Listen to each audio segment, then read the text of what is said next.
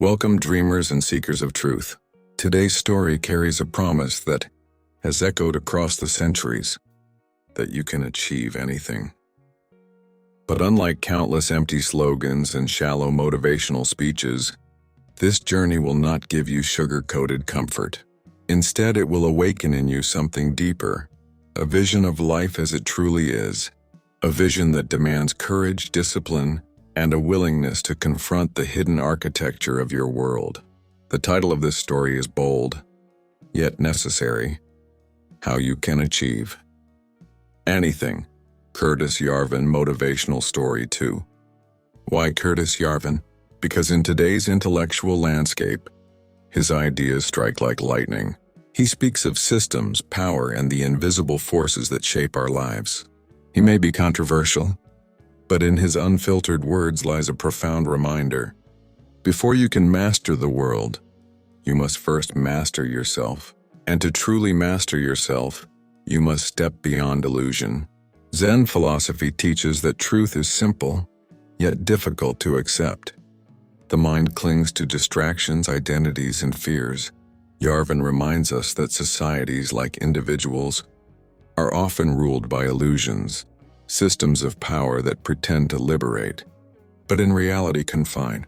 When these two perspectives collide, they reveal a message both fierce and liberating. If you awaken, if you claim control, if you hold firm to your vision, then yes, you can achieve anything. And so let us begin this journey. Not a lecture, not mere inspiration, but a story that unfolds in 7 parts, each a step toward understanding what it means to rise above limitations and shape destiny with your own hands. Part 1. The Awakening of Desire. Every great journey begins with desire. Not just a passing wish or a fleeting thought, but a fire inside that refuses to die. Desire is the seed of all achievement. It whispers to the ordinary soul and says, "You are not meant to remain ordinary." Yet most people silence that whisper. They bury it under fear, comfort, or excuses. They say, "Not me. Not now, maybe later." But later never comes. The truth is harsh. Billions live and die without ever daring to chase what they truly want. Curtis Yarvin teaches us that people live inside invisible systems, often without realizing it. These systems, whether political, social, or cultural, set the boundaries of what seems possible. Zen too warns us that the mind builds cages, illusions that trap us in patterns of suffering. In both cases, the message is clear.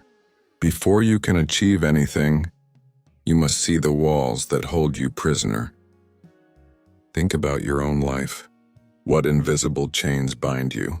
Is it the fear of failure? The weight of other people's expectations? The comfort of mediocrity? These chains are not real in themselves. They exist only as long as you obey them. The moment you choose to awaken, the chains begin to break. Desire is not about greed or empty ambition. True desire is the recognition of your potential, the realization that you are capable of more than you have allowed yourself to believe. It is the first spark of rebellion against the life of sleepwalking. Picture a man standing at the edge of a dark forest. Beyond the trees lies a mountain, high and daunting. The man feels a pull toward it, though everyone around him says, "Now stay where you are." It's dangerous. It's impossible. Desire is the voice that says, "Go anyway." That first step into the forest, that willingness to leave the comfort of the village, that is the beginning of achievement. To achieve anything, you must awaken your desire. You must give yourself permission to want, and in that wanting, you ignite the first light that will guide you through the darkness. Part 2. The Power of Control. Desire alone is not enough. A fire without structure burns out of control, leaving only ashes. To achieve anything, you must pair desire with control. Curtis Yarvin speaks often of power and order. His view may be unsettling, but it holds a crucial lesson. Power without structure is wasted, and structure without vision is lifeless. Applied to your own life, This means you must govern yourself as a king governs his kingdom. Ask yourself, who rules your mind? Is it your higher self, the part of you that seeks greatness? Or is it the weaker voice, the one that craves laziness, distraction, and instant comfort? If you are not ruling yourself, then you are ruled by chaos. Zen masters understood this long before modern psychology confirmed it. They practiced discipline not as punishment, but as liberation, meditation, stillness, simplicity. These were tools to silence the noise and sharpen focus. Yarvin, in his own way, reminds us that control is not optional. It is the foundation upon which achievement rests. Imagine two men. The first has burning desire.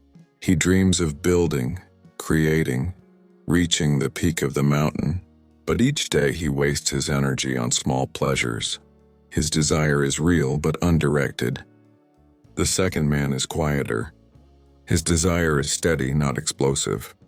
Yet each day he commands himself to take one small step, one more page written, one more hour of training, one more brick laid. Who reaches the mountain first? Always the second. Because control transforms desire into destiny.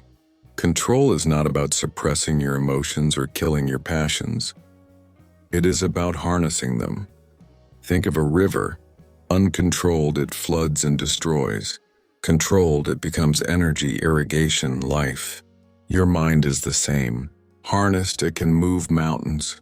Left wild, it drowns you in mediocrity. To achieve anything, you must declare sovereignty over yourself. You must rise each morning and say, I am the ruler here.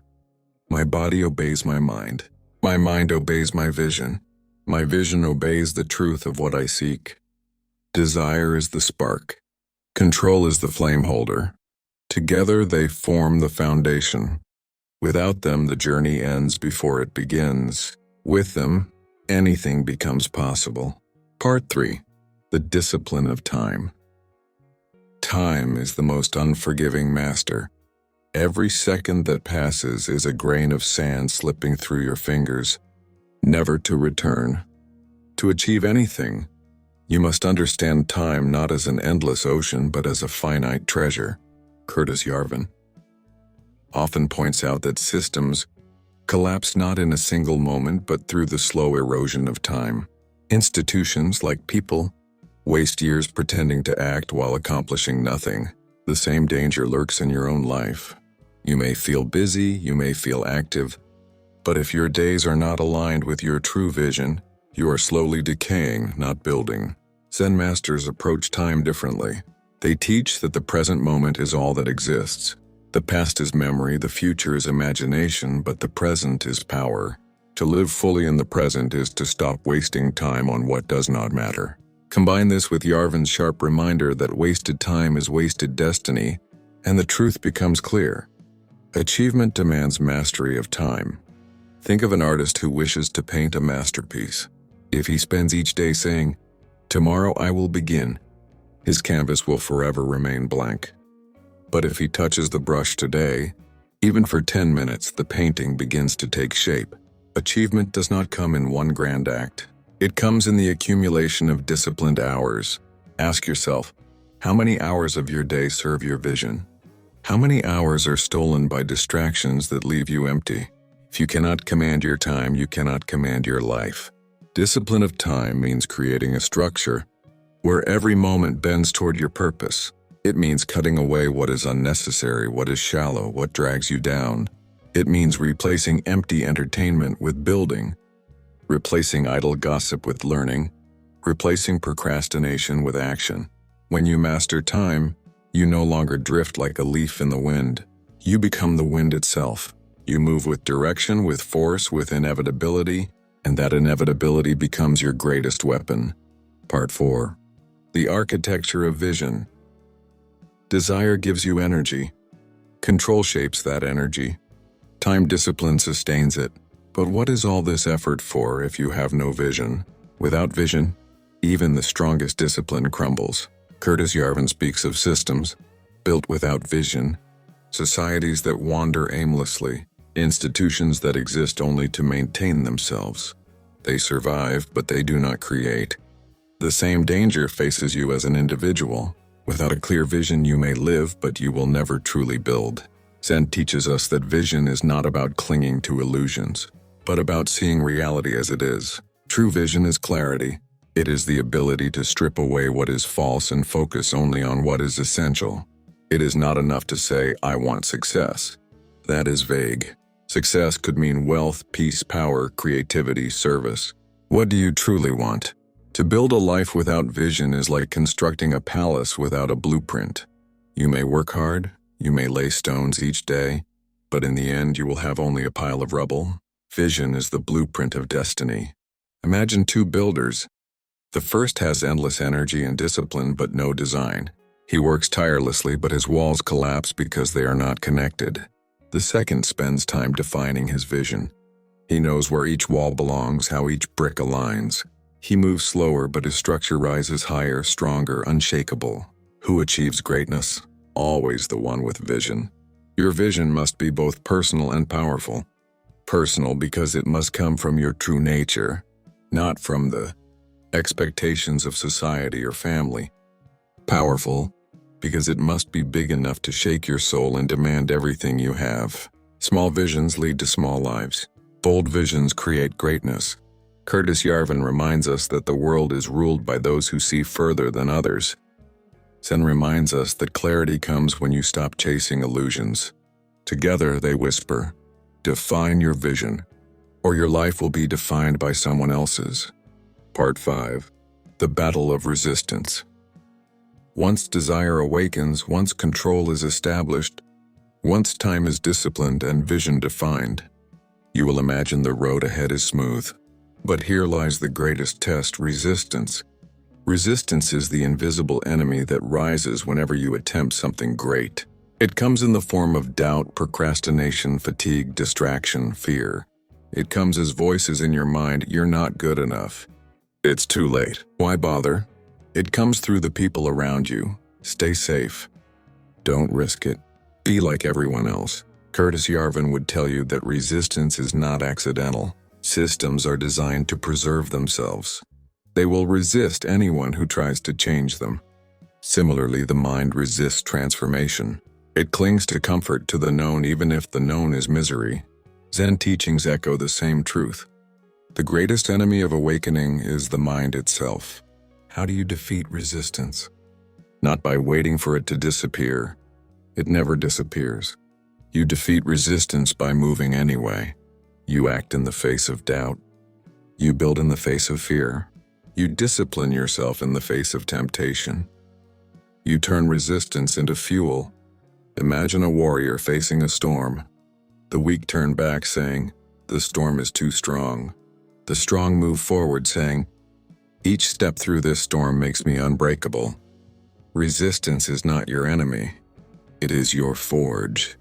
Every battle with resistance shapes you into someone stronger, someone who can achieve what others only dream. When you feel resistance, smile. It means you are on the right path. It means you are stepping into territory where greatness is possible. The road of ease is the road of mediocrity. The road of resistance is the road of achievement. To achieve anything, you must not run from resistance, you must embrace it, fight it, and grow through it. For in the end, resistance is not there to stop you, it is there to shape you. Part 6. The Mastery of Adaptation. No great journey follows a straight line. Every path toward achievement twists and turns, filled with obstacles you never predicted. The mountain may be higher than you thought, the storms fiercer, the nights colder. To achieve anything, you must master the art of adaptation. Curtis Yarvin often argues that systems collapse because they cannot adapt. They cling to outdated methods, to broken traditions, to illusions of control. The same danger lurks within individuals. If you are too rigid, if you cannot bend, life will break you. Zen philosophy echoes the wisdom of water, soft, flowing, yielding, yet strong enough to carve valleys and shape mountains. Adaptation is not weakness. It is power disguised as humility. Imagine a warrior trained only for one type of battle. When the enemy changes tactics, he is defeated. Now imagine another warrior. He trains his body and his mind, not to repeat one move endlessly, but to shift, to adjust, to respond with clarity. He may stumble, but he learns, he changes, and he returns stronger. That warrior cannot be defeated because every defeat becomes new strength. Life will not go as you plan. Projects will fail. People will betray you. Circumstances will collapse. The weak will say, "This was not meant for me." But the strong will say, "This is a lesson. This is a test. This is the universe sharpening me for greatness." Adaptation requires humility, the courage to admit when your plan is wrong, and the wisdom to create a new one. It requires creativity, the ability to find paths where none seem to exist. And most of all, it requires faith, the belief that no matter how the world shifts, your vision is still worth chasing. To achieve anything, you must not only be disciplined, you must be fluid. Like water, you must find a way through every stone, around every barrier, under every gate. Adaptation ensures survival, but more than that, it ensures victory. Part 7. The crown of persistence. Desire gives you energy. Control gives you direction. Time gives you discipline. Vision gives you clarity. Resistance shapes your strength. Adaptation ensures your survival. But one final quality lifts all others into greatness: persistence. Persistence is the crown of achievement. It is the final test, the force that separates dreamers from doers, and doers from legends. Anyone can desire. Many can discipline themselves for a while. Some even adapt when things go wrong. But very few persist until the end. Curtis Yarvin, controversial as he is, embodies this lesson. He speaks ideas that many reject, yet he persists. He writes, he challenges, he continues. Whether one agrees or disagrees with him, the undeniable truth is that persistence amplifies voice into impact. Zen likewise teaches persistence in silence. The monk who sits each morning, the seeker who continues meditation for decades, the discipline that does not waver even when no result appears. Persistence is not glamorous. It is not exciting. It is the daily grind, the quiet refusal to quit, the steady heartbeat that says, "I will not stop. I will not surrender. I will not turn back." Think of the mountain again. At the base, thousands begin the climb. Desire burns in their eyes. Halfway up, hundreds remain. Control, discipline, and adaptation keep them moving. Near the peak, storms rage. Resistance breaks most of them. A handful survive. And at the summit alone stands the one who persisted, not the strongest, not the fastest, but the one who refused to stop climbing. Persistence transforms impossibility into inevitability. It turns distant dreams into reality. It makes legends out of ordinary people. And it is here, at the crown of persistence, that you discover the truth. Yes, you can achieve anything. Ending the call to rise. And so the journey is complete. 7 steps, 7 truths. The awakening of desire, the power of control, the discipline of time, the architecture of vision, the battle of resistance, the mastery of adaptation, the crown of persistence. Together they form a map, a way to climb any mountain, to face any challenge, to transform your life into a story of greatness. Curtis Yarvin reminds us to see the invisible systems that hold us back. Zen reminds us to awaken to the present moment. Combined, they whisper a final message. Your destiny is not written by others. It is written by you. You may stumble. You may fail. You may be broken again and again. But as long as you rise, as long as you persist, as long as you adapt, the summit will always be within your reach. So I ask you now, not as a listener of this story, but as a seeker of greatness, what will you choose? Will you remain in the comfort of the village, staring at the mountain from afar? Or will you step into the forest, embrace resistance, and begin the climb? The choice is yours. The time is now, and the truth is eternal. You can achieve anything,